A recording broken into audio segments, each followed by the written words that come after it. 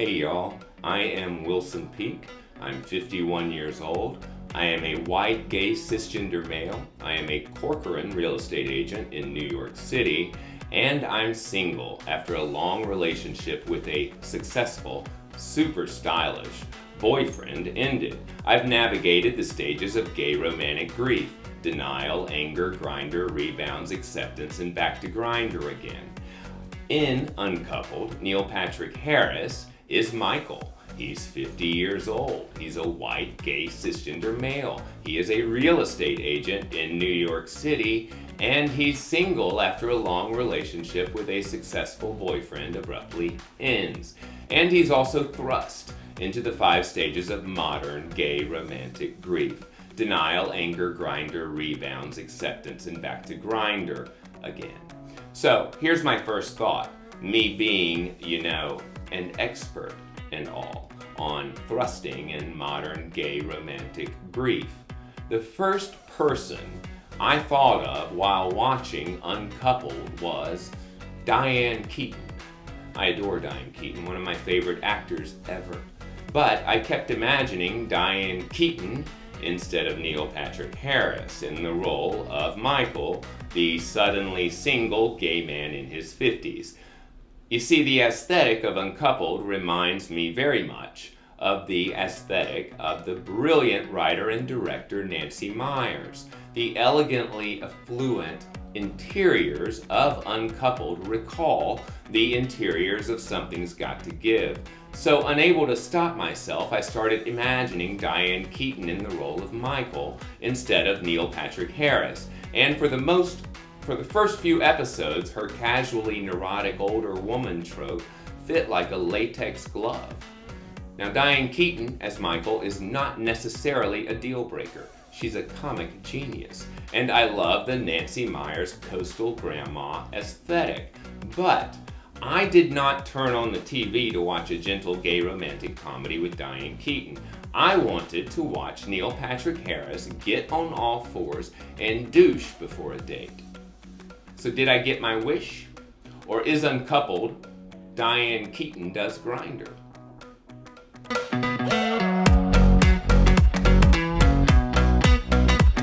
In Uncoupled, Neil Patrick Harris plays Michael, who seems to have it all: a great job, a tight bod, and a loving life partner of 17 years named Colin, who's just turned 50. But when Colin announces he's moving out with little to no explanation or sign of trouble, Michael's thrown for a loop and is suddenly forced to re-enter the gay dating scene of New York City. So after 3 episodes, I stopped imagining Diane Keaton as Michael, and Neil Patrick Harris began to embody the lead character, and the script began to treat him more like a modern homosexual. The main issue I have with Michael, the lead character, is that he is completely oblivious about modern gay sex lives. It's as if his 2 single best gay friends, Billy and Stanley, have told him nothing about their sex lives, and he's suddenly thrust into a world of prep, threesomes, and open relationships. Michael's astonishment at the freedom of modern gay sex lives is bewildering. It's just a setup to introduce the uninitiated to modern gay life. It's the creator's attempt to appeal to a demographic outside of older gay daddies like myself. It's as if the creators wanted to say, Michael's not a pervert, the modern gay world is. If I think about that more, I'll get angry. Because, for the most part, the sexual freedom in the modern gay world is amazing.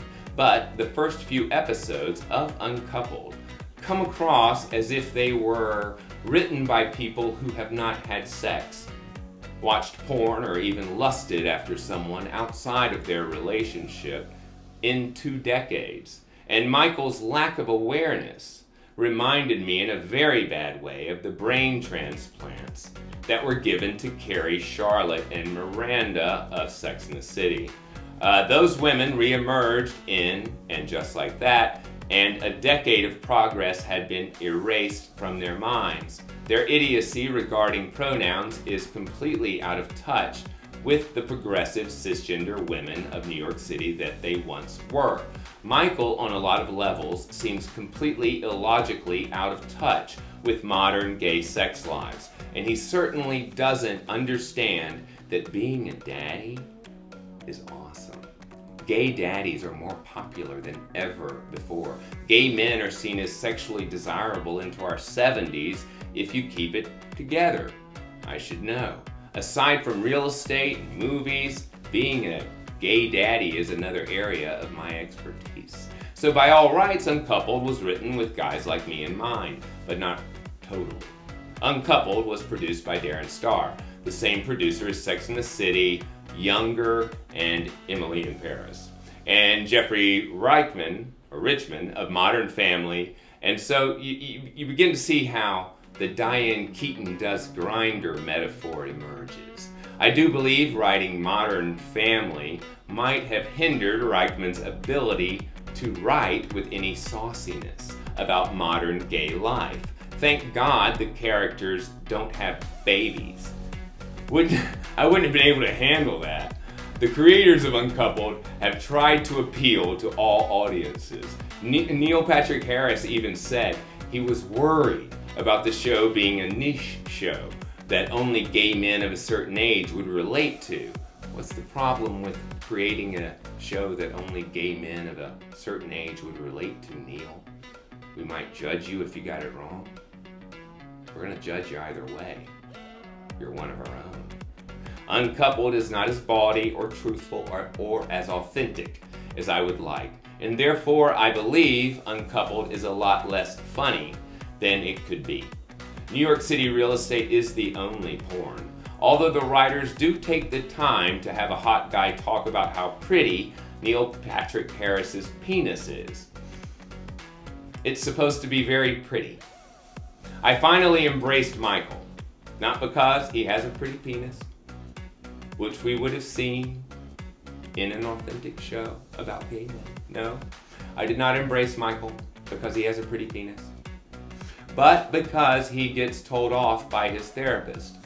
And it's one of the most truthful moments in the first season, and the moment where I started to relate to him. Despite the flaws I've mentioned so far, Uncoupled is ultimately the show that, and just like that, should have been. A celebration of life in your 40s, 50s, 60s, and 70s with a large dash of real estate. New York City real estate porn. The actors are all wonderful except for David Bartka, Neil Patrick Harris's real-life husband. It's not entirely his fault, but his performance in episode 6 is a complete disaster.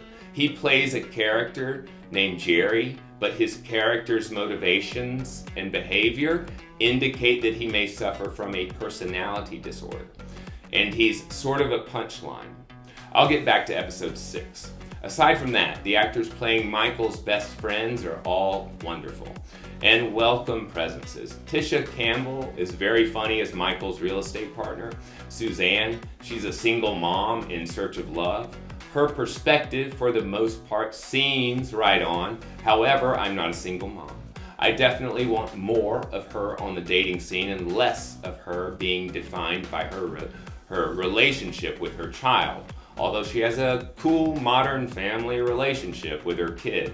Brooks Ashman-Skaz plays a pragmatic gallery owner who's unlucky in love and has one of the funniest lines of the first season. This is a mostly spoiler-free review, or I'd throw it out there. And Emerson Brooks is awesome as the sexy meteorologist. Torn between long-term relationships and the steady stream of one-night stands his daddydom affords him. Andre DeShields is amazing as Jack. If the show focused on his experience, wow, then that would have been groundbreaking. Instead, they are shipping his character off to Miami because of his age. Jonah Platt plays Horst, and he's hilarious as one of Michael's rival agents. And Nick Roulau is super funny as Michael's primary personal and professional antagonist. Then there's Tuck Watkins. He is perfect. As Michael's ex, I would not have minded if the show were told from his perspective. Tuck Watkins' Colin seems more fun than Neil Patrick Harris's Diane Keaton.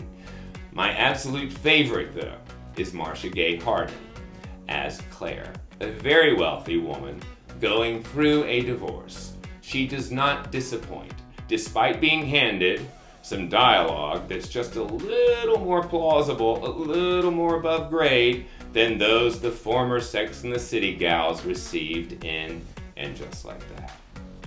Now I've got to talk about the writers of the worst episode of the season, which I already mentioned in regards to David Bartka's performance. Episode 6. Episode 6 is so bad that I looked up the names of the writers. I'm not going to name them here, but something went very wrong. Their script is quite frankly stupid and out of touch.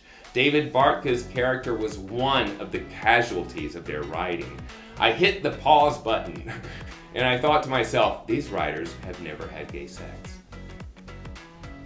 And then they put a fart joke in episode 6, which compels Michael to leave a nice guy because he casually farts. Although that's not the real reason Michael leaves him, it's just stupid. And that's all I've got to say about episode 6. But if the other episodes had sucked this badly, this review would be a lot different. In episode 5, Neil Patrick Harris finally made me laugh out loud when he encounters a super hot guy with a massive penis. But here's the problem with the show as a whole. Michael refuses to let the guy with the massive penis fuck him. That's a boring choice. Where's the comedy in that? At the end of the day, the first season of Uncoupled takes almost zero risk. But it is far more successful than the first seasons of And Just Like That, Sex and the City, and Will and Grace. Remember Will and Grace before Karen's voice changed? I hope for another season of Uncoupled. Although the season 1 cliffhanger did make me groan. But at least Michael will understand prep, barebacking, and poppers better in season 2.